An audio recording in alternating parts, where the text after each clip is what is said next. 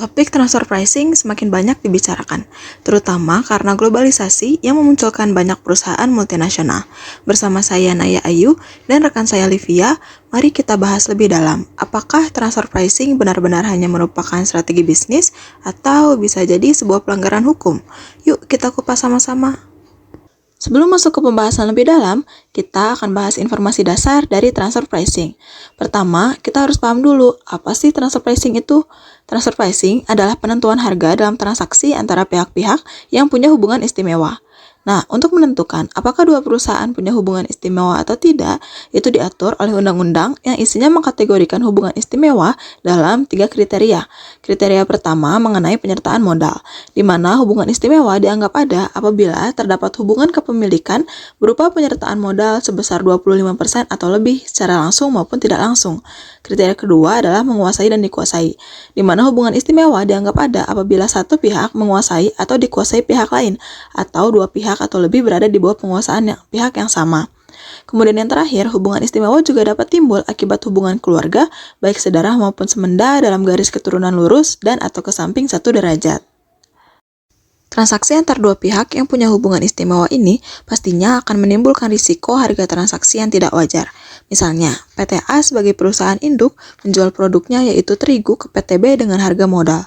Hal ini akan berdampak ke jumlah pajak yang terutang karena rendahnya harga transaksi.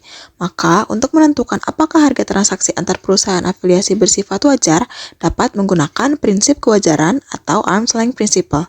Jika terbukti harga transaksinya tidak wajar, maka DJP berhak menyesuaikan kembali pajak terutang perusahaan tersebut. Karena transaksi antar pihak afiliasi seringkali tidak bisa dihindari, maka untuk menjamin transparansinya, WP terkait diwajibkan untuk membuat transfer pricing dokumen atau TP-Doc.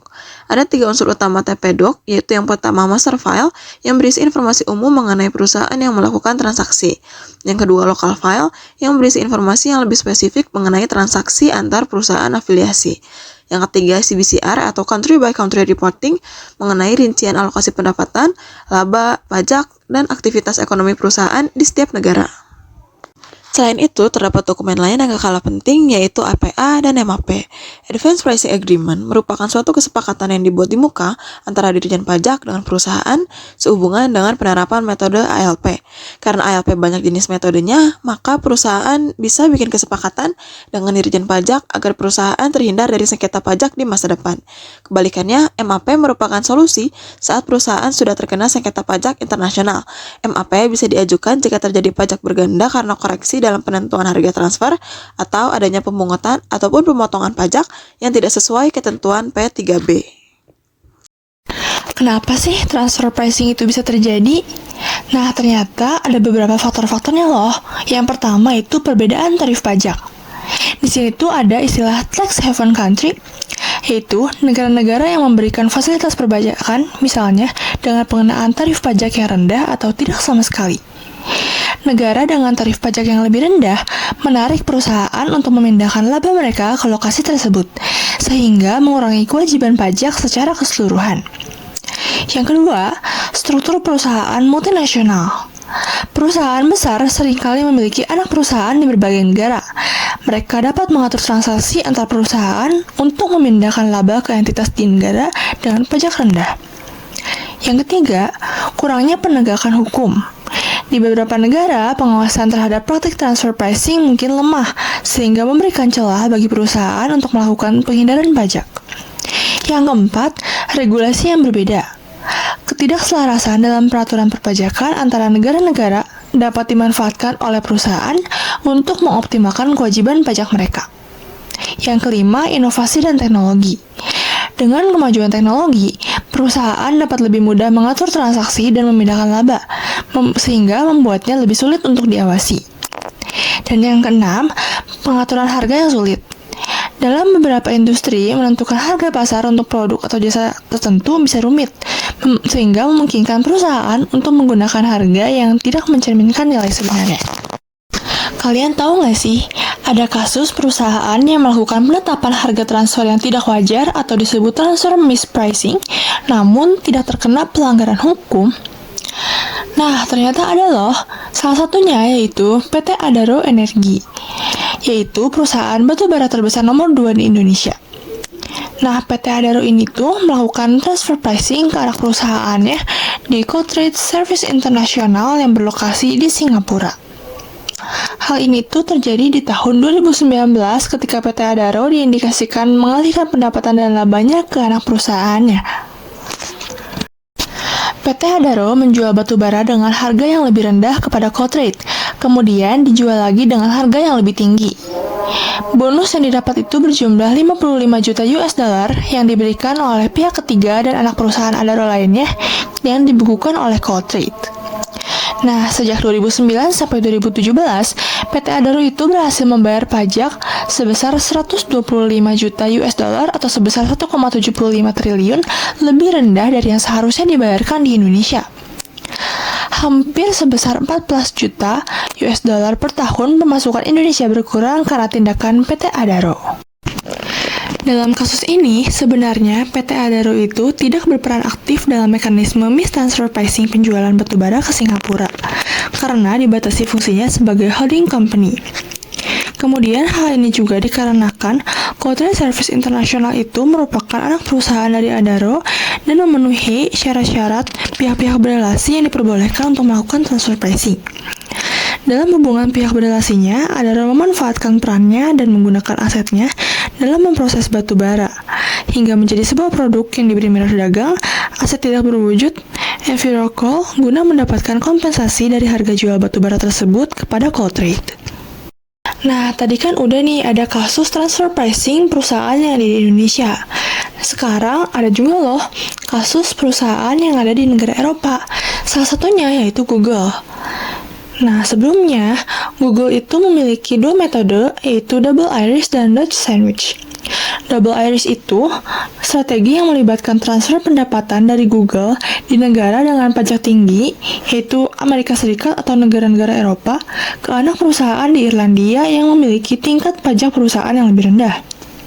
Kemudian Dutch Sandwich itu pendapatan dari anak perusahaan di Irlandia dialihkan melalui perusahaan di Belanda, kemudian ke anak perusahaan lainnya di negara dengan pajak rendah atau bebas pajak seperti Bermuda.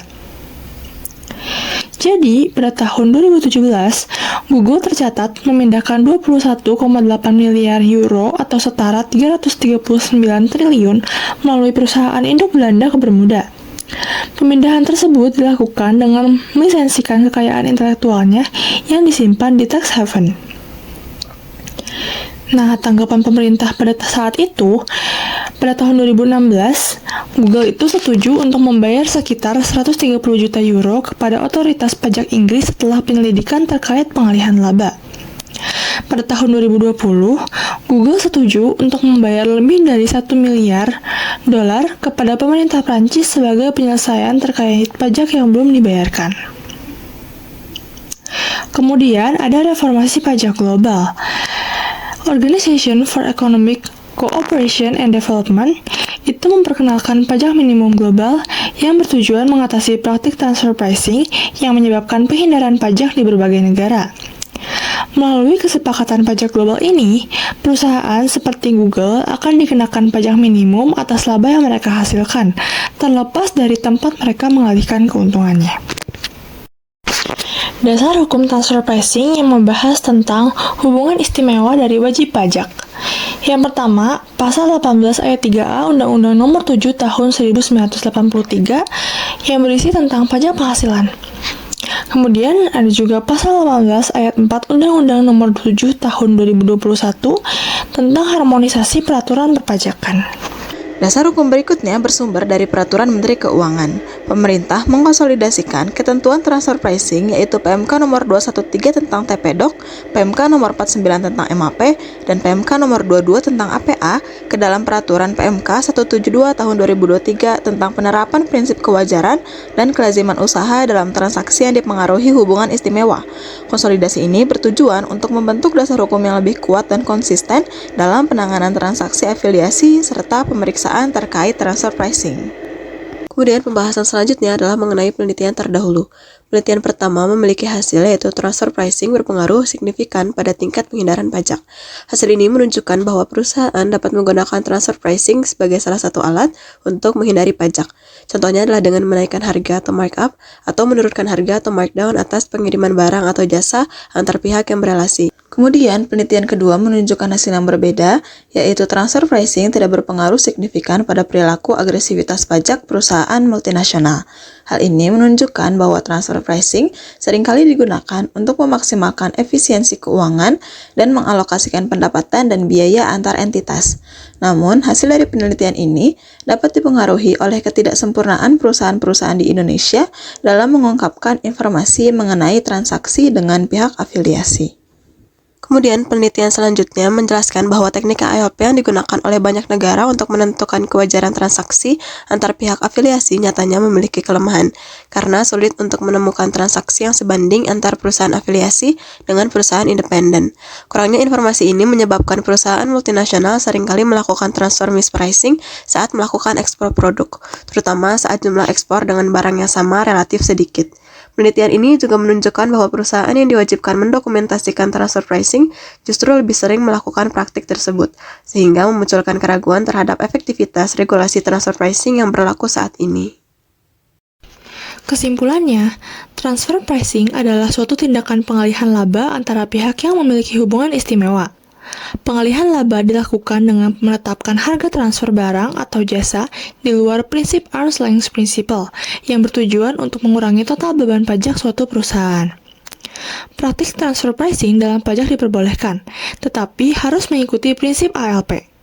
Dengan demikian, harga dalam transaksi antara entitas yang berafiliasi harus sebanding dengan harga yang berlaku di pasar. Setiap negara memiliki regulasi dan pedoman untuk memastikan bahwa transfer pricing dilakukan secara adil dan transparan, sehingga mencegah penghindaran pajak dan pengalihan laba secara tidak wajar. Terdapat beberapa solusi untuk mencegah terjadinya transfer pricing yang tidak wajar dan penghindaran pajak. Yang pertama, peningkatan regulasi. Negara harus memperkuat regulasi transfer pricing dan memastikan bahwa mereka sesuai dengan pedoman internasional. Yang kedua, pengawasan yang ketat, yaitu meningkatkan kapasitas otoritas pajak untuk melakukan audit dan pengawasan terhadap perusahaan multinasional. Yang ketiga, transparansi dan pelaporan, yaitu menerapkan kewajiban pelaporan yang lebih transparan bagi perusahaan, seperti pengungkapan informasi terkait struktur transfer pricing dan kebijakan pajak mereka. Yang keempat, koordinasi internasional, mendorong kerjasama antar negara untuk membagikan informasi dan melakukan penyelidikan bersama terhadap praktik transfer pricing yang merugikan. Yang kelima, pendidikan dan kesadaran, meningkatkan kesadaran perusahaan mengenai regulasi perpajakan dan konsekuensi dari praktik transfer pricing yang tidak sesuai. Dan yang keenam, penegakan sanksi yang tegas, yaitu memberikan sanksi yang lebih berat bagi perusahaan yang terbukti terlibat dalam praktik transfer pricing yang tidak sesuai untuk menciptakan efek jera. Sekian dari kami dan terima kasih.